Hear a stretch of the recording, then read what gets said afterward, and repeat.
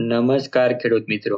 આજે આપણે farmer registration એટલે કે ખેડૂત નોંધણી મોબાઈલમાં કેવી રીતે કરવી તેના વિશે જાણીશું. ખેડૂત નોંધણી કરતી વખતે જરૂરી પુરાવા: 7/12 ની નકલ, આધાર કાર્ડ અને આ આધાર કાર્ડ મોબાઈલ નંબર સાથે લિંક હોવું જોઈએ. તો ચાલો હવે જોઈએ કે કઈ રીતે ખેડૂત નોંધણી કરવી. તો હવે આપણે મોબાઈલ સ્ક્રીનમાં ગૂગલ ક્રોમ ઓપન કરીશું અને તેમાં આપણે સર્ચમાં જઈ એગ્રીસ્ટેક ગુજરાત ટાઈપ કરીશું. ગુજરાતની જગ્યાએ તમે તમારું પોતાનું રાજ્ય નાખી શકો છો. હવે આપણે first link Gujarat farmer register ઉપર ક્લિક કરીશું. ત્યારબાદ એગ્રીસ્ટેક નામની એપ્લિકેશન ઓપન થઈ જશે. હવે અહીંયા બે ઓપ્શન દેખાય છે, ઓફિશિયલ અને ફાર્મર. તો હવે આપણે ફાર્મર ઉપર સિલેક્ટ કરીશું. ત્યારબાદ નીચે ક્રિએટ ન્યૂ યુઝર એકાઉન્ટ ઉપર ક્લિક કરીશું અને આપણો આધાર કાર્ડ નંબર એન્ટર કરીશું. એન્ટર કરશો એટલે નીચે વેરિફિકેશન પેન્ડિંગ લખેલું આવશે. એનો મતલબ એવો થયો કે તમારે એકાઉન્ટ બનાવવાનું બાકી છે. ત્યારબાદ નીચે જઈ સબમિટ બટન ઉપર ક્લિક કરી દેવું. હવે તમારા મોબાઈલમાં એક ઓટીપી આવી ગયો છે. તે ઓટીપી અહીંયા એન્ટર કરી વેરીફાઈ બટન ઉપર ક્લિક કરી દેવું. હવે તમારું એકાઉન્ટ બની ગયું છે. અહીંયા તમને તમારો આધાર કાર્ડ નંબર અને નીચે તમારી ઇન્ફોર્મેશન દેખાશે. અને મોબાઈલ નંબર વેરિફિકેશન કરવા માટે અહીં મોબાઈલ નંબર દાખલ કરો. હવે પાછું તમારા મોબાઈલમાં એક ઓટીપી આવ્યો છે. આ ઓટીપી અહીં દાખલ કરી વેરીફાઈ બટન ઉપર ક્લિક કરી દો. હવે તમારો મોબાઈલ નંબર વેરીફાઈ ઓકે થઈ ગયો છે. હવે નીચે જે તમે તમારો પાસવર્ડ રાખવા માંગતા હોય તે નીચે સેટ કરી દો. પાસવર્ડ અને કન્ફર્મ પાસવર્ડ બંને સેમ જ રાખો. હવે ક્રિએટ માય એકાઉન્ટ ઉપર ક્લિક કરી દો. અહીંયા તમને રજિસ્ટ્રેશન સક્સેસફુલીનો મેસેજ દેખાશે. તો તમારું એકાઉન્ટ સક્સેસફુલી બની ગયું છે. હવે ઓકે બટન ઉપર ક્લિક કરી દો. હવે પાછી સૌથી પહેલી સ્ક્રીન લોગિન વાળી ઓપન થઈ જશે. ત્યાં તમારે તમારો જે મોબાઈલ નંબર રજિસ્ટ્રેશન કર્યો હોય તે મોબાઈલ નંબર એન્ટર કરો અને આપણે જે પાસવર્ડ સેટ કર્યો હતો તે પાસવર્ડ અહીં પાછો એન્ટર કરો. હવે રીકેપ્ચા એન્ટર કરી નીચે લોગિન બટન ઉપર ક્લિક કરી દો. તો તમે હવે પોર્ટલમાં લોગિન થઈ ચૂક્યા છો. તમારી કેવાયસી ડિટેલ દેખાતી હશે. હવે આપણે નીચે જતા રહીશું. ત્યાં તમને તમારો જે મોબાઈલ નંબર વેરિફિકેશન કર્યો તે દેખાતો હશે. હવે આપણે અહીં નીચે રજિસ્ટ્રેશન એજ એ ફાર્મર બટન ઉપર ક્લિક કરીશું. ત્યારબાદ તમને તરત જ પૂછવામાં આવશે કે તમે તમારો મોબાઈલ નંબર ચેન્જ કરવા માંગો છો. જો ચેન્જ કરવા માંગતા હોય તો યસ ઉપર ક્લિક કરી દો, નહીતર નો ઉપર ક્લિક કરી દેવું. ક્લિક કર્યા પછી અહીંયા મોબાઈલ નંબર ઓલરેડી વેરિફિકેશન રહેશે. હવે આપણે અહીંયા આપણું ઈમેલ એડ્રેસ પણ વેરીફાઈ કરવાનું છે. તો હવે આપણે અહીંયા આપણું ઈમેલ એડ્રેસ એન્ટર કરીશું. એન્ટર કર્યા પછી આપણી ઈમેલ એડ્રેસમાં એક ઓટીપી સેન્ડ કરવામાં આવશે. જે ઓટીપી અહીંયા એન્ટર કરવાનો રહેશે. એન્ટર કર્યા પછી અહીંયા વેરીફાઈ ઉપર ક્લિક કરી દેવું. ત્યારબાદ આપણું નામ વગેરે ત્યાં ફિલ થયેલું જ દેખાશે. ત્યારબાદ આપણું ઇંગ્લિશમાં નામ એન્ટર કરેલું જ હશે. હવે ગુજરાતીમાં આપણે એન્ટર કરી દેવું અને અહીંયા મેચિંગ સ્કોર લખેલું આવી જશે.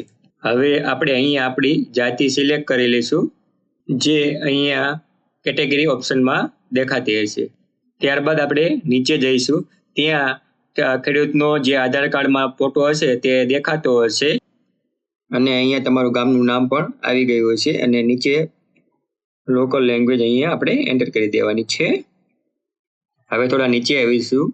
અહીંયા આપણે લેન્ડ ઓનરશિપ ડિટેલ્સને આપણે સિલેક્ટ કરી લઈશું.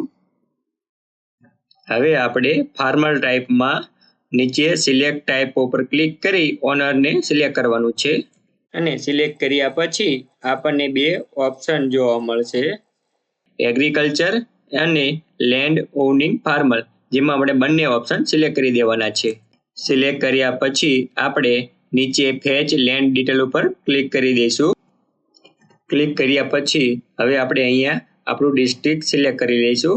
ડિસ્ટ્રિક્ટ સિલેક્ટ કર્યા પછી આપણે અહીંયા સબ ડિસ્ટ્રિક્ટ સિલેક્ટ કરી લઈશું, એટલે કે તાલુકો. અને પછી આપણું વિલેજ એની કે ગામ સિલેક્ટ કરી લઈશું. આ ત્રણેય સિલેક્ટ કર્યા પછી હવે આપણે અહીંયા આપણો સર્વે નંબર એન્ટર કરીશું. જેવો તમે સર્વે નંબર એન્ટર કરશો એટલે અહીંયા સબમિટનું બટન આવી જશે, જેના ઉપર ક્લિક કરી દેવું. ક્લિક કર્યા બાદ select honour and identifier name ઉપર સિલેક્ટ કરવું. અહીંયા તમને જેટલાના નામે જમીન હશે તેમનું લિસ્ટ દેખાશે, જેમાંથી તમે જેમના નામની ફાર્મર રજિસ્ટ્રી કરવા માંગતા હોય એટલે કે જે નામનું નોંધણી કાર્ડ બનાવવા માંગતા હોય તે નામ અહીંયા આપણે સિલેક્ટ કરી લેવું. સિલેક્ટ કર્યા બાદ અહીંયા નીચે આપણને બધા સર્વે નંબર દેખાતા હશે. આમાંથી આપણે એ જ સર્વે નંબર સિલેક્ટ કરવાનો જેનું આપણે ફાર્મર રજિસ્ટ્રી આઈડી બનાવવા માંગતા હોય. સિલેક્ટ કર્યા બાદ નીચે સબમિટ બટન ઉપર ક્લિક કરી દેવું. તો હવે અહીંયા તમારી આ જમીન એડ થઈ ગઈ છે. જો તમે પાછી તમારી બીજી જમીન એડ કરવા માંગતા હોય તો પાછું તમારે ફેચ લેન્ડ ડિટેલ ઉપર ક્લિક કરવું.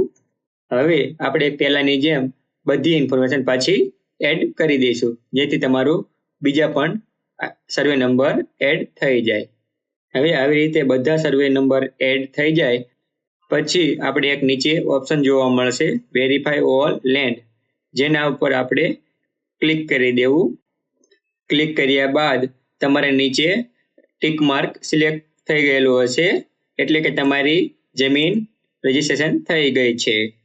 હવે આપણે નીચે આવી જઈશું, ત્યાં તમને તમારી જમીનની બધી ઇન્ફોર્મેશન દેખાશે, કેટલા વીઘા છે, કેટલા હેક્ટર છે, તે બધી ઇન્ફોર્મેશન અહીંયા તમને જોવા મળશે.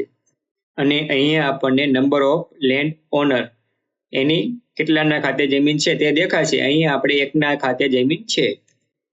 હવે આપણે નીચે આવીશું, ત્યાં આપણને એક ઓપ્શન જોવા મળશે સોશિયલ રજિસ્ટ્રી, જેમાં આપણે સિલેક્ટ કરીશું. જેમાં આપણને બે ઓપ્શન જોવા મળશે, જેમાં આપણે રેશન કાર્ડ અને ફેમિલી આઈડી. જેમની પાસે રેશન કાર્ડ હોય તે લોકો રેશન કાર્ડ ઓપ્શન સિલેક્ટ કરશે, નહીં તો ફેમિલી આઈડી. ત્યારબાદ નીચે રેશન કાર્ડ નંબર એન્ટર કરી દેવાનો છે. જો રેશન કાર્ડ ન હોય તો તમે ફેમિલી આઈડી પણ એન્ટર કરી શકો છો. હવે નીચે એક ઓપ્શન ડિપાર્ટમેન્ટ એપ્રુવલ આવશે, જેમાં બે ઓપ્શન હશે એગ્રીકલ્ચર અને રિવેન્યુ, જેમાં આપણે એગ્રીકલ્ચર સિલેક્ટ કરી લઈશું. હવે બધી ઇન્ફોર્મેશન એડ કર્યા બાદ નીચે એક ઓપ્શન દેખાય છે ફાર્મર કન્સેન્ટ, જેને આપણે સિલેક્ટ કરી અને સેવ બટન ઉપર ક્લિક કરી દેવાનું છે. ત્યારબાદ તમારી બધી ઇન્ફોર્મેશન સેવ થઈ જશે. હવે આપણે ઈ સાઇન કમ્પ્લીટ કરવું પડશે. ઈ સાઇનની વેબસાઇટમાં તમે હવે રીડાયરેક્ટ થઈ જશો. ત્યાં તમારે તમારો આધાર કાર્ડ નંબર એન્ટર કરવાનો છે. તમારા આધાર કાર્ડ નંબરમાં જે મોબાઈલ નંબર લિંક છે જેમાં તમને ઓટીપી સેન્ડ કરવામાં આવશે.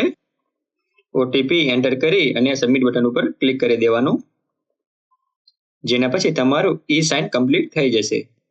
જેના પછી આપણને એક રેફરન્સ નંબર મળી જશે અને થોડાક દિવસમાં જ તમારી ફાર્મર રજિસ્ટ્રી બની જશે. અને પછી એક કિસાન કાર્ડ પણ બની જશે, જેમાં તમારી એક ફાર્મર આઈડી પણ હશે. આવી રીતે આપણે આપણા મોબાઈલમાં પણ ખેડૂત નોંધણી આઈડી કાર્ડ બનાવી શકીએ છીએ. તો મને આશા છે કે તમને બધી માહિતી સમજાઈ ગઈ છે. જો તમને કોઈ પણ પ્રશ્ન હોય તો તમે મારો સંપર્ક કરી શકો છો અથવા તમે કોમેન્ટ કરી શકો છો, જેથી તમને તેનું સોલ્યુશન મળી શકે. જો તમને અમારો વિડીયો ગમ્યો હોય તો અમારી ચેનલને લાઈક કરો, શેર કરો અને સબસ્ક્રાઇબ કરવાનું ભૂલશો નહીં. અને આ વિડીયોને વધુમાં વધુ શેર કરો, જેથી ખેડૂત મિત્રોને આઈડી કાર્ડ બનાવવામાં મુશ્કેલી છે તેનું સોલ્યુશન મળી જાય. ધન્યવાદ.